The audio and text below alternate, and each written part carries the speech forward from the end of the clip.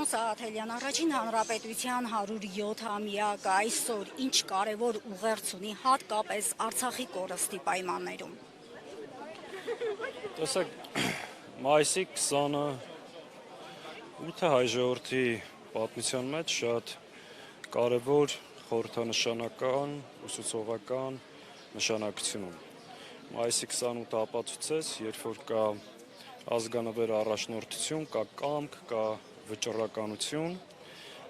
հնարավոր է հաղթել գերակշռող թշնամուն, ստեղծել պետականություն, պահել, պահպանել։ Մայիսի 28-ի խորհուրդը մեզ սովորեցնում է, որ չպետք է տեղիք տալ թուլամորթներին, թշնամու հրահանգներին, կարճած մնալ հայկական հողին եւ պաշտպանել, այդ դեպքում հաղթանակը երաշխավորված։ Պարոն Սաղաթելյան, այսօր Սարդարապատում Նիկոլ Փաշինյանը հայտարարել է, որ մենք այսօր ավելի պետություն ենք, ավելի ինքնիշխան ենք, քան երբևէ, ավելի նշել է, որ հայ ժողովուրդը այսօր հայրենիք փնտրելու կարիք չունի, սա ինչ բացատրություն ունի։ Գիտեք, դա անհայրենիք, անսրբություն, անձի ձևակերպումները, իր իշխանության տարիներին Հայաստանի ինքնիշխանության մակարդակը իջել է պլենդուզի աստիճան, իր իշխանության տարիներին Հայաստանի տարածքային ամբողջականությունը խաթարված է, թշնամին գտնվում է Հայաստանի ինքնիշխան տարածքում, հետևաբար ինքը պետականությունից, հայրենիքից, պետությունից խոսելու իրավունք չունի, որովհետև ինքը ըստ էության դրա թշնամին է։ Նիկոլ Փաշինյանը իր իրական Հայաստանի կոնցեպտով փորձում է արդարացնել այն բոլոր զիջումները, որ արվել են թշնամուն։ Սրանից իդ հանձնումները հիմնավորելու համար հորինել է այս իրական Հայաստանի կոնցեպտը եւ կեղծ խաղաղության օրակարգը, որով փորձում է մեր հասարակությանը կերակրել, դրանով փորձելով մեկ անգամ եւս վերընտրվել կամ վերարտադրվել։ Հաշվի առնելով մայիսի 28-ի խորհուրդը, դուք հավանական համարում եք, որ առաջիկայում այս տոնը չի նշվի պետականորեն։ Սրանց իշխանության մնալու դեպքում մեր բոլոր ազգային տոները, ինչպես չնշվեց Արցախի անկախության օրը սեպտեմբերի 2-ը, ինչպես ապրիլի 24-ը պետական մակարդակով որևէ կերպ չնշվեց, այո, ինչ-որ ժամանակ հետո նաև մայիս 28-ը չնշվելու, որովհետև իրենք ապազգային թրքահպատակ իշխանություն են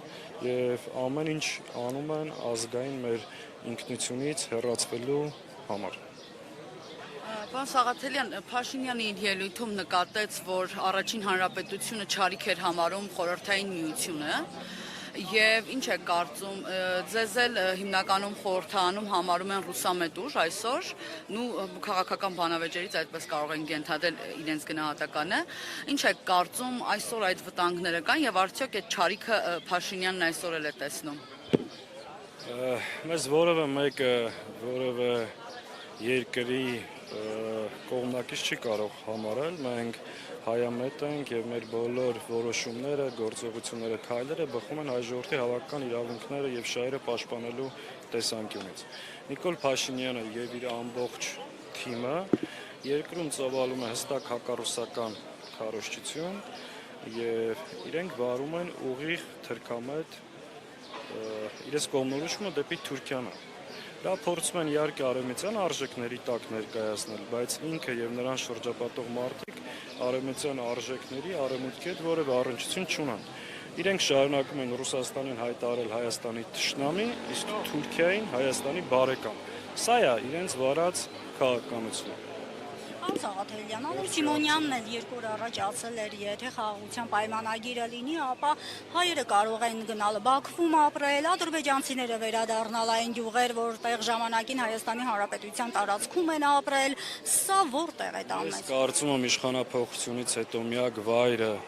որ Ալեն Սիմոնյանը կարող է ապրել, դա Բաքուն է, հավանաբար ինքը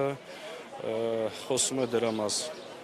Դա ընդամենը ինքը իր մասին եւ իր ապագայի մասին է խոսում, այլ ոչ երբեք հայ ժողովրդի։ Հայ ժողովուրդը պետք է վերադառնա Արցախ եւ արցախայերի վերադարձի իրավունքը անկախտելի է։ Իսկ ինչ վերաբերում է Բաքվում ապրելու եւ առևտուր անելու մասին, դա ինքը իր եւ իր նեղ շրջապատի մասին է խոսում, ասացի թե ինչ։ Շնորհակալ եմ։